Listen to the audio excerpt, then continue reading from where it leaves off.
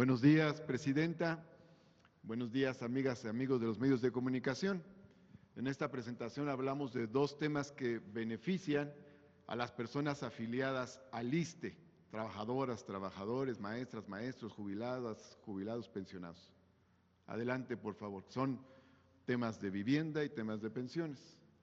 En cuanto a las pensiones, aunque técnicamente se desarrollará el tema, queremos aportar esta explicación. Existe el Fondo de Pensiones para el Bienestar, creado por el presidente Andrés Manuel López Obrador. Adelante, por favor. Y esto responde a una realidad. En la reforma a la ley del ISSSTE del 2007, el sistema de pensiones solidario, intergeneracional y público fue sustituido por un sistema de pensiones privado con ahorro individualizado a través de las AFORES para las nuevas generaciones de personas trabajadoras al servicio del Estado, o sea, las que llegaran después del 2007. Adelante, por favor. En el sistema de pensiones individualizado es el ahorro de las y los propios trabajadores lo que principalmente se utiliza para su retiro, es la base fundamental. Adelante. Esto llevó a las trabajadoras y trabajadores del Estado, a los que llegaron después del 2007, a tener una expectativa negativa o limitada sobre su jubilación, con la perspectiva de pensiones sustancialmente menores a las que se obtenían con el régimen solidario. Adelante. Durante 2 sexenios esta problemática no se abordó, no se dio respuesta a estas inquietudes, pero en la administración del presidente Andrés Manuel López Obrador se plantearon respuestas concretas para incrementar el monto de las pensiones precarias que se derivaban o se podrían derivar del sistema de ahorro individualizado. Adelante. Por eso se creó en el año 2024 el Fondo de Pensiones para el Bienestar. Los recursos de este fondo tienen el objetivo de completar las pensiones de jubilados que por sus limitados ahorros en las AFORES, si es el caso, lleguen a acumular solo lo suficiente para obtener, por ejemplo, pagos mensuales de 3,000 o 4,000 pesos o parecidos. Adelante. De esta manera, si un trabajador, maestro, maestra se retira con una pensión de ese tamaño, 3,000 o 4,000 pesos mensuales, que es lo que le permite el ahorro en la AFORE, el Fondo de Pensiones para el Bienestar le completará todo lo necesario para jubilarse con el equivalente al sueldo devengado al momento del retiro. Es decir, que si el trabajador ganaba más recursos y la AFORE le daba menos, el Fondo de Pensiones para el Bienestar le completará lo que faltaba. Adelante, por favor. El presidente Andrés Manuel López Obrador, entre otras acciones, terminó con la evaluación punitiva al magisterio y recuperó la permanencia en el empleo del mismo. Basificó a casi 1 millón de maestras y maestros y aumentó el salario del magisterio. Maestras y maestros de jornada completa devengan hoy un salario de aproximadamente 16,000 pesos mensuales. Adelante. Esto quiere decir que con el Fondo de Pensiones para el Bienestar, maestras y maestros de jornada completa se estarán jubilando con aproximadamente 16,000 pesos al mes a valores actuales, en caso de que su ahorro individualizado solo les permitiera obtener una pensión menor a esta cantidad. Adelante. A esto hay que agregar, además, la pensión no contributiva para personas adultos mayores, es decir, la que se conoce como pensión universal de adultos mayores, que a partir del 2019 beneficia también a las personas jubiladas del IMSS y del ISSSTE, o sea, hasta antes del 2019, los jubilados del ISSSTE no tenían derecho a una pensión no contributiva, ahora reciben también esta pensión, que por cierto es actualmente de 3,100 pesos al mes. Adelante.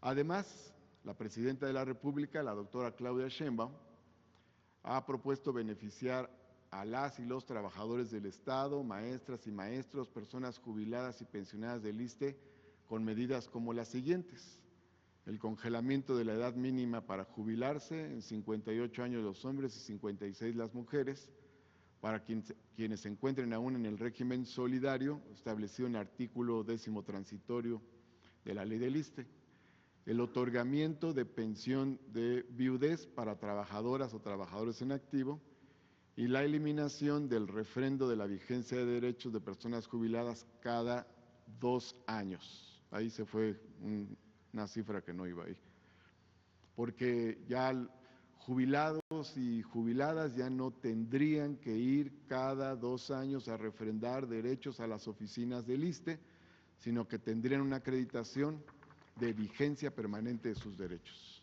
Adelante.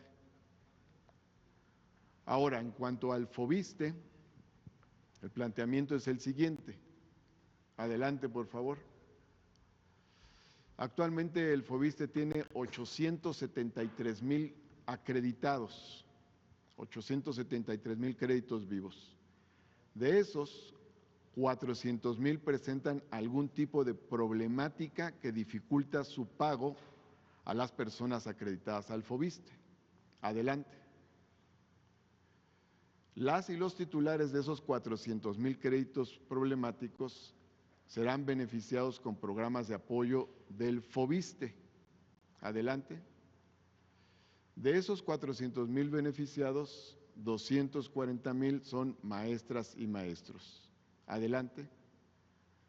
Las acciones de beneficio serán las siguientes: reducción de intereses, congelamiento de saldo, aplicación de quitas y condonación de deuda. Digamos que en orden creciente, estos son el tipo de apoyos que se aplicarían, desde la reducción de intereses hasta la condonación de la deuda, pasando por el congelamiento de saldo y la aplicación de quitas, o sea, la reducción del endeudamiento. Adelante, por favor. ¿Cómo se puede acceder a los programas de beneficio?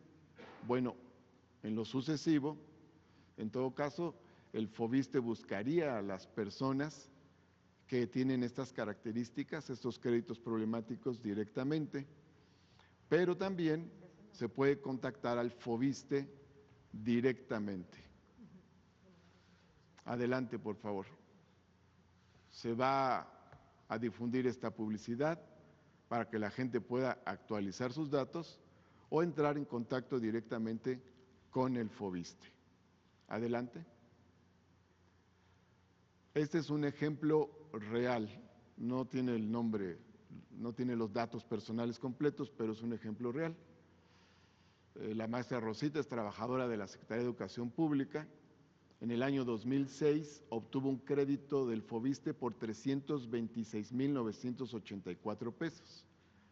Ha pagado casi 664,000 pesos, lo que equivale a más de 2 veces el crédito otorgado.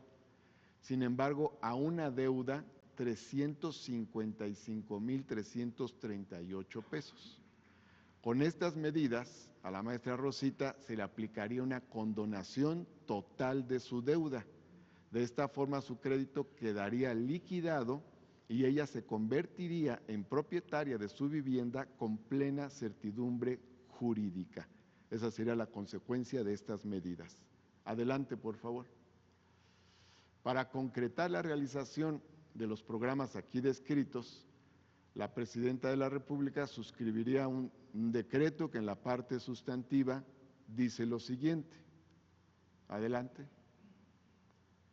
Bueno, ese es el fundamento jurídico en el artículo 4º de la Constitución y el 123, apartado B. Adelante. A, reducción o congelamiento de intereses tratándose de créditos activos. B, cancelación o condonaciones de adeudos vencidos y o intereses moratorios en los casos que se determinen.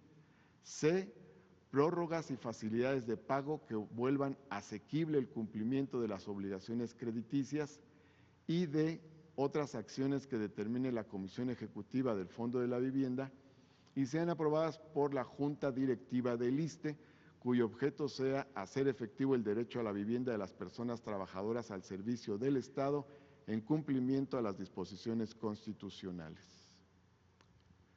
Es cuanto, Presidenta. Gracias, Martí. Yabneli, ¿por qué no platicas lo que me acabas de decir? Buenos días a todas y todos. Esta parte de los beneficios para las personas acreditadas se aplicarán de manera centralizada, automática y con simplificación de trámites. Todos estos apoyos serán retroactivos al 1 de enero y de ahí que les estemos solicitando a todas y todos que actualicen sus datos llamando al 800 FOBISTE con una S para contactarles y darles estas buenas noticias del Fondo de la Vivienda. Edgar.